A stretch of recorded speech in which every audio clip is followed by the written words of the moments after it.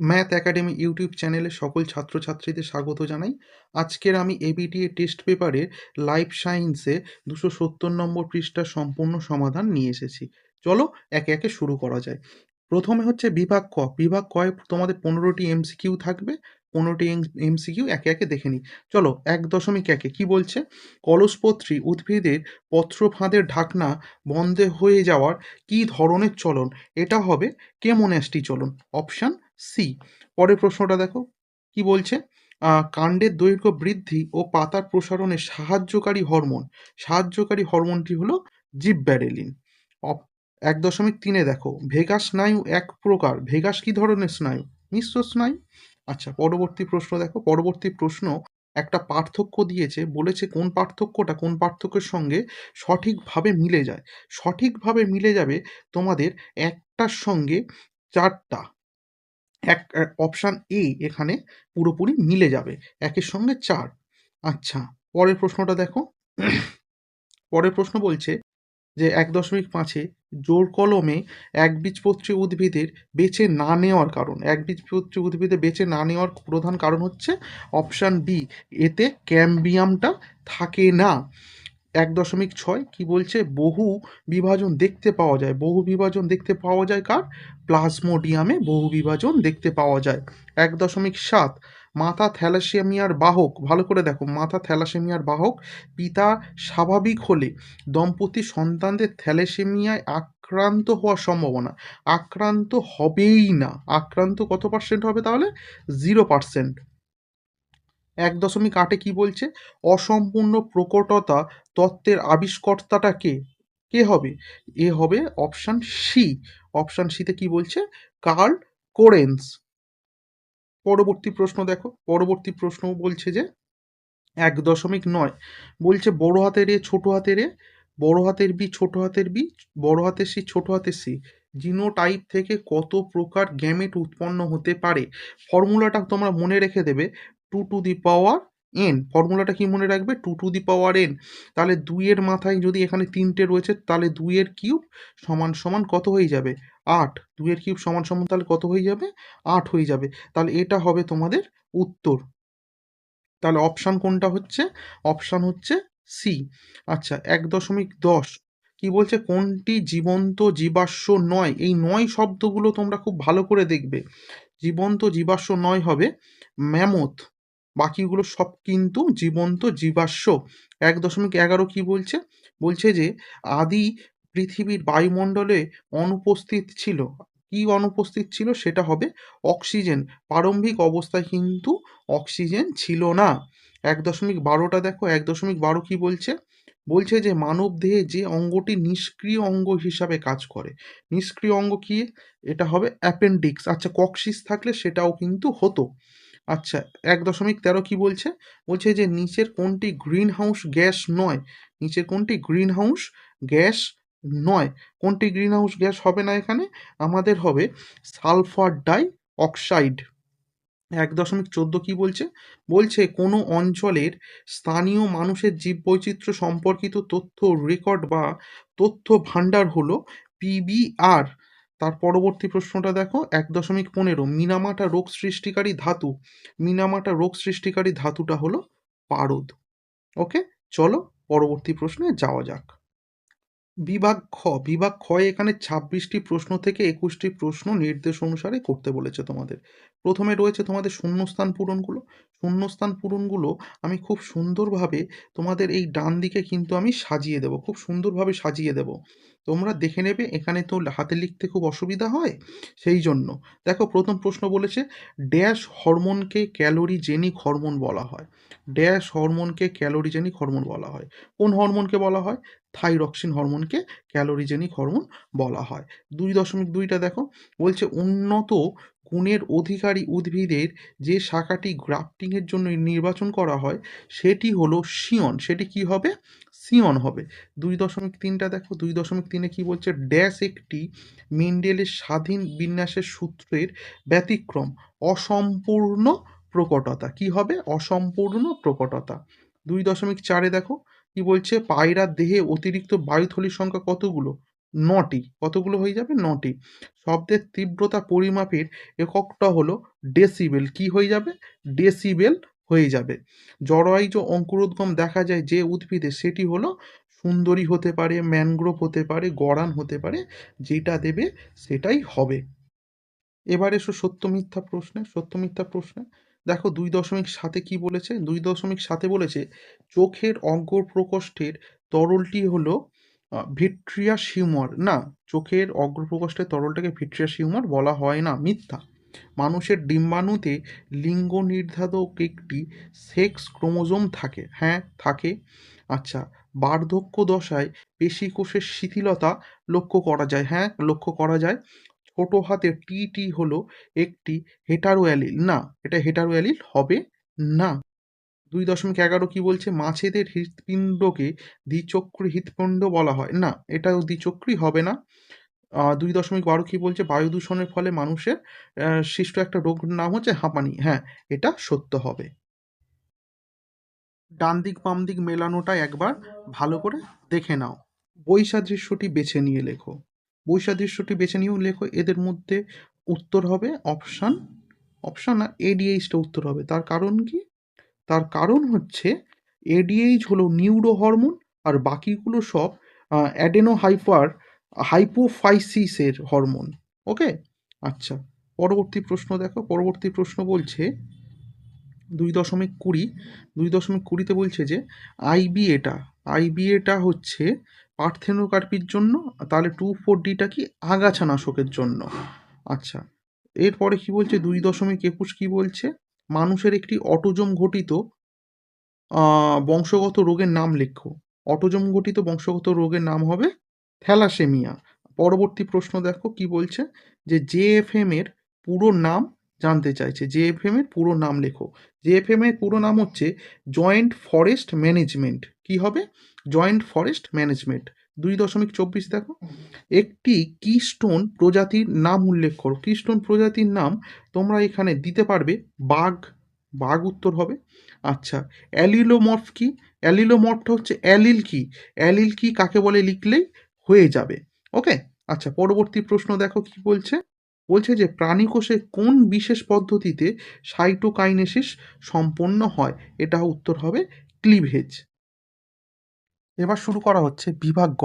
বিভাগ গ এর প্রতিটা প্রশ্নের উত্তর আমি সাতটা পাবলিকেশনের বই থেকে কপি করার চেষ্টা করেছি। বেশিরভাগ প্রশ্নের উত্তর দেখো, একে একে দেখে নাও তোমরা।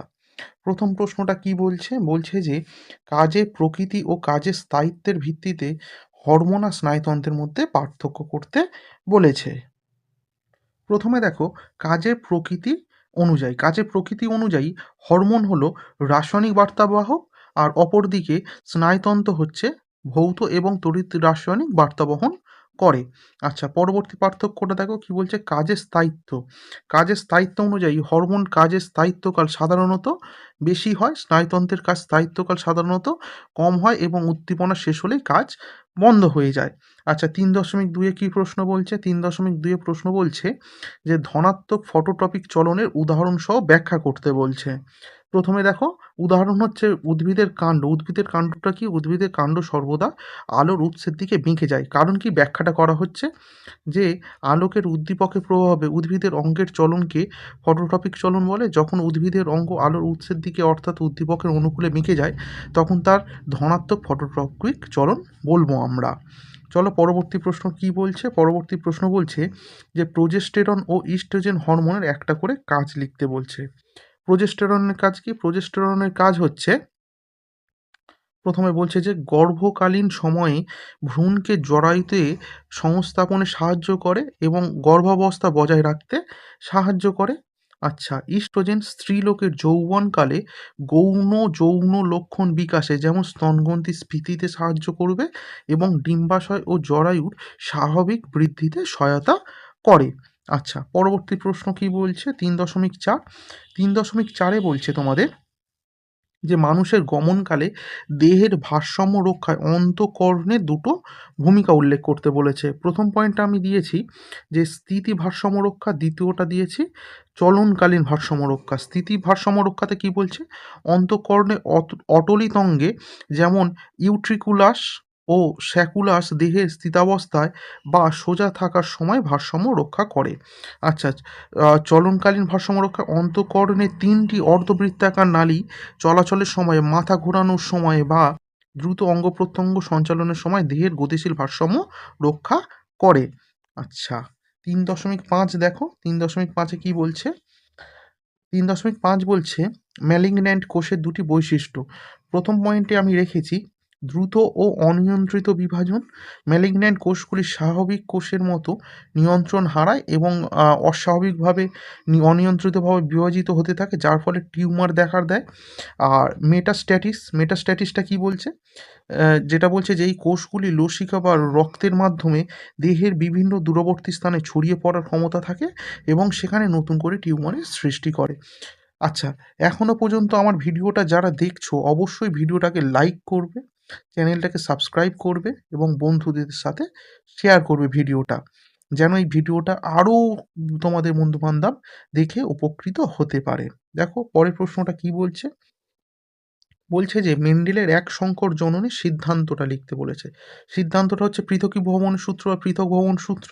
পৃথক ভবনের সূত্র, এই সূত্রটা না আমি তোমাদের হচ্ছে সাঁতরা পাবলিকেশনের বই থেকে পুরোপুরি কপি করে দিয়েছি। যাদের কাছে সাঁতরা পাবলিকেশনের বইটা আছে খুব ভালো, আর যাদের কাছে নেই তোমাদের বইয়েতে প্রায় হুবহু একই লেখা দেখতে পাবে, হুবহু একই লেখা দেখতে পাবে। সাঁতরা পাবলিকেশন থেকে আমি নিয়েছি। আচ্ছা, পরবর্তী প্রশ্ন দেখো কি বলছে?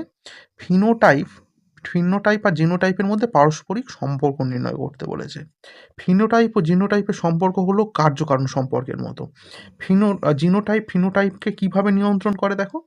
ফিনোটাইপ জীবের বাহ্যিক বৈশিষ্ট্য, যেমন ফুলের রং হলো জিনোটাইপের জীবের জিনগত সজ্জা, যেমন বড় হাতের আর আর আর বড় হাতের আর ছোট হাতের আর ছোট হাতের আর ছোট হাতের আর প্রত্যক্ষ ফল। জীবের বৈশিষ্ট্য কেমন হবে তা জিনের গঠন দ্বারাই নিয়ন্ত্রিত হয়। প্রকট প্রচ্ছন্নতার প্রভাব দেখো, প্রকটতার সূত্রের কারণে ভিন্ন জিনোটাইপ থেকেও একই ফিনোটাইপ আসতে পারে।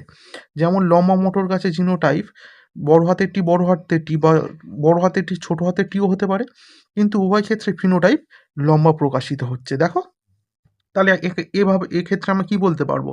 বলতে পারবো যে জিনোটাইপ হলো বৈশিষ্ট্যের অন্তর্নিহিত কারণ এবং হচ্ছে ফিনোটাইপ হলো সেই কারণের বাহ্যিক প্রকাশ। চলো, খুব যদি তাড়াতাড়ি হয় অবশ্যই তোমরা কমেন্টে জানাবে, তাহলে আমি আরেকটু ধীরে ধীরে করব। আমি চেষ্টা করছি তোমাদের এই ভিডিওটা 20 মিনিটের মধ্যে কমপ্লিট করার, কারণ সামনে তোমাদের মাধ্যমিক, সুতরাং আমি ভিডিওটা লম্বা করে 40 মিনিট 45 মিনিট 1 ঘন্টা করতে চাইছি না। যতটা সম্ভব ছোট করছি, যেন তোমাদের জাস্ট একবার রিভিশনও হয়ে যায়। অনেকেই তো জানো উত্তরগুলো, সেই জন্য, আর অন্য কোনো কারণ নয়। দেখো কি বলছে, জীবনের উৎপত্তিতে প্রোটোসেলের ভূমিকা। প্রোটোসেল বা হচ্ছে প্রোবায়োটেন্ট দুটো একই জিনিস, দুটো ভূমিকা। প্রথমে কি বলছি আমি? অভ্যন্তরীণ পরিবেশের স্বাতন্ত্র্য, তারপরেরটা বলছে আদি বিপাকক্রিয়া ও সংখ্যা বৃদ্ধি। প্রোটোসেলগুলি দেখো, অভ্যন্তরীণ পরিবেশের স্বাতন্ত্র্যটা কি বলছে? যে প্রোটোসেলগুলি লিপিড বা প্রোটিন দ্বারা গঠিত একটি ঝিল্লি দ্বারা বেষ্টিত ছিল, যা তাদের ভিতরে পরিবেশকে আচ্ছা, লেখার ওপরে একটু দাগ পড়ে যাচ্ছে, যা তাদের ভিতরের পরিবেশ থেকে বাইরের জলীয় পরিবেশ থেকে আলাদা করেছিল। এই আধুনিক কোষের গঠনের একটি অপরিহার্য ধাপ ছিল। আদি বিপাকক্রিয়া ও সংখ্যা বৃদ্ধিটা বলছে এই আদি কোষগুলির মধ্যে সরল জৈব অণুগুলি জমা হয় এবং কিছু প্রাথমিক রাসায়নিক বিক্রিয়া বা বিপাক শুরু করছে। এই প্রক্রিয়াগুলির মাধ্যমে তারা শক্তি অর্জন ও সংখ্যা বৃদ্ধির ক্ষমতা লাভ করে, যা প্রকৃত জীবনের সূচনা করে। ওকে, আচ্ছা, পরের প্রশ্নটা দেখো। পরের প্রশ্ন কি বলছে? বলছে যে অঙ্গসংস্থানিক অভিযোজনে সুন্দরী গাছে মূল ও পাতার একটি করে পরিবর্তন লিখতে বলেছে। আচ্ছা, মূলের পরিবর্তন কি হয়েছে, পাতার পরিবর্তন কি হয়েছে? মূলের পরিবর্তনটা আগে দেখে নিই। লবণাক্ত কর্দমাক্ত মাটিতে অক্সিজেনের অভাবে আহ, এটা মাটিতে হবে, এটা মেটাতে হয়ে গিয়েছে। মাটিতে সুন্দরী গাছের শ্বাসমূল দেখা যায়। এই মূলগুলি অভিকর্ষের বিপরীত দিকে মাটির উপরে উঠে আসে এবং অগ্রভাগে অবস্থিত শ্বাসছিদ্রের সাহায্যে বাতাস থেকে সরাসরি অক্সিজেনকে গ্রহণ করে। পাতার পরিবর্তন কি হচ্ছে দেখো, বলছে সুন্দরী গাছের পাতাগুলো পুরু রসালো এবং কিউটিকল পুরুযুক্ত হয়। এই পরিবর্তনে লবণাক্ত পরিবেশে অতিরিক্ত লবণ সঞ্চয় করতে এবং বাষ্পমোচন প্রতিরোধে জল সংরক্ষণে সাহায্য করে। আচ্ছা, স্টোন ক্যান্সারটা দেখো। স্টোন ক্যান্সারটা কি বলছে? বলছে যে স্টোন ক্যান্সার হলো বায়ু দূষণের কারণে সৃষ্ট একটা রাসায়নিক প্রক্রিয়া, যার ফলে পাথর নির্মিত স্থাপত্য স্মৃতিস্তম্ভ যেমন তাজমহল, ভিক্টোরিয়া মেমোরিয়াল এগুলো ধীরে ধীরে ক্ষতিগ্রস্ত হয়ে পড়ছে। এর কারণটা কি? এর কারণটা বলছে বাতাসে থাকা সালফার ডাই অক্সাইড বা SO2, নাইট্রোজেন অক্সাইড, বিভিন্ন নাইট্রোজেন, NO2 হতে পারে, NO হতে পারে, মানে এক্সের জায়গায় তুমি একটা 1 2 বসিয়ে দেবে, বৃষ্টির জলের সাথে বিক্রিয়া করলে সালফিউরিক অ্যাসিড উৎপন্ন করছে, আর হচ্ছে নাইট্রিক অ্যাসিড উৎপন্ন করছে। এরা SO2টা তৈরি করবে H2SO4, আর এখানে NO3 তৈরি করবে কি NO2 বা NO3টা। ওকে, আচ্ছা। আহ, এগুলো এই অ্যাসিডগুলোর মাধ্যমে পাথরের উপর জমা পড়ছে। ক্ষতিটাকে কি করবে? অ্যাসিড বৃষ্টি মার্বেল বা চুনা পাথরের প্রধান উপাদান ক্যালসিয়াম কার্বনেটের সাথে প্রতিক্রিয়া করে ক্যালসিয়াম সালফেট উৎপন্ন করে দেবে, যা জলে, এটা পানিতে হয়ে গিয়েছে, মুখে বলেছি তো, গুগল নিয়েছে, সেই জন্য এটা আর কি জল বলেছি, পানি নিচ্ছে, এক বলছি আর এক নিচ্ছে, ওদের কথা মতো আর কি। পাথর ধীরে ধীরে ক্ষয়প্রাপ্ত হয়। এবারে হচ্ছে দেখো রাসায়নিক সমীকরণ কি বলছে, যে এই ক্ষয়ের প্রক্রিয়াটাকেই কিন্তু আমরা স্টোন ক্যান্সার বলবো। রাসায়নিক সমীকরণটা দেখো, ক্যালসিয়াম কার্বনেট H2SO4 এর সঙ্গে বিক্রিয়া করে ক্যালসিয়াম সালফেট তৈরি করছে, জল তৈরি করছে, CO2 তৈরি করছে। আচ্ছা, রিজার্ভ পুল বলতে কি বোঝো? দেখো রিজার্ভ পুল বলতে জৈব ভূরাসায়নিক চক্রের প্রসঙ্গে রিজার্ভ পুল বলতে প্রকৃতির সেই বিশাল স্থিতিশীল ভাণ্ডারকে বোঝানো হয়, যেখানে একটা নির্দিষ্ট পুষ্টি মৌল যেমন কার্বন, নাইট্রোজেন দীর্ঘ সময়ের জন্য অজৈব অবস্থায় সঞ্চিত থাকে। এই ভাণ্ডার থেকে জীবমণ্ডলে মৌলের আবর্তন সাধারণত ধীর গতিতে হবে। উদাহরণ কি বলছে? বলছে যে বায়ুমণ্ডল হলো নাইট্রোজেন চক্রের প্রধান রিজার্ভ পুল, আর শিলা বা ভূত্বক হলো ফসফরাস চক্রের রিজার্ভ পুল। আচ্ছা, পরবর্তী প্রশ্ন দেখো। এটা খুব গুরুত্বপূর্ণ প্রশ্ন। পরবর্তী যে প্রশ্নটা রয়েছে এটা খুব গুরুত্বপূর্ণ প্রশ্ন। তোমরা ভালো করে দেখবে এবং আমি চেষ্টা করেছি খুব সুন্দরভাবে সাজিয়ে দিতে। অরণ্যকে প্রকৃতির ফুসফুস বলার প্রধান কারণ হলো পরিবেশে গ্যাসীয় ভারসাম্য বজায় রাখতে গাছের মুখ্য ভূমিকা রয়েছে। প্রধান ভূমিকা কি? অক্সিজেন সরবরাহ, প্রাণীকুলের শ্বাসকার্যের জন্য অবিরাম অক্সিজেন গ্রহণ করে এবং কার্বন ডাই অক্সাইড ত্যাগ করে। অরণ্যের গাছপালা সালোকসংশ্লেষ প্রক্রিয়ার মাধ্যমে ব্যবহৃত অক্সিজেন পুনরায় পরিবেশে মুক্ত করে, যা প্রাণীকুলকে বেঁচে থাকার জন্য অপরিহার্য। কার্বন ডাই অক্সাইড শোষণ দেখো কি বলছে, গাছপালা বায়ুমণ্ডল থেকে অতিরিক্ত কার্বন ডাই অক্সাইড শোষণ করে নেয়, যা একটি প্রধান গ্রিনহাউস গ্যাস।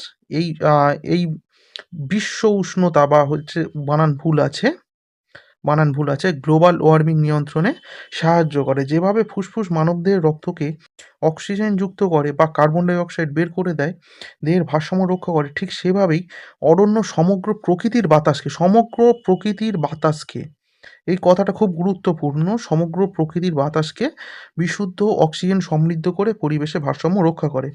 এই কারণেই অরণ্যকে প্রকৃতির ফুসফুস বলা হয়। ওকে, পরের প্রশ্ন দেখো। পরের প্রশ্নটা কি বলছে? বলছে যে জীববৈচিত্র্য হ্রাসের দুটি কারণ লেখো।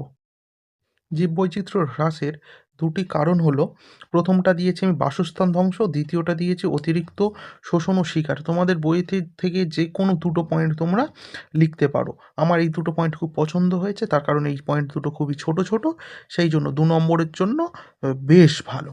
দেখে নাও, তাহলেই হবে। প্রথম পয়েন্টে বলছে বাসস্থান ধ্বংসের মধ্যে মানবজাতির বিভিন্ন কার্যকলাপ যেমন বন কেটে বসতি স্থাপন, কৃষিক্ষেত্র তৈরি, শিল্পনায়ন, নগরায়নের ফলে বন্য প্রাণীদের প্রাকৃতিক বাসস্থান ধ্বংস হয়ে যাচ্ছে। বাসস্থান হারানোর ফলে অসংখ্য প্রজাতি বিলুপ্ত হতে চলেছে।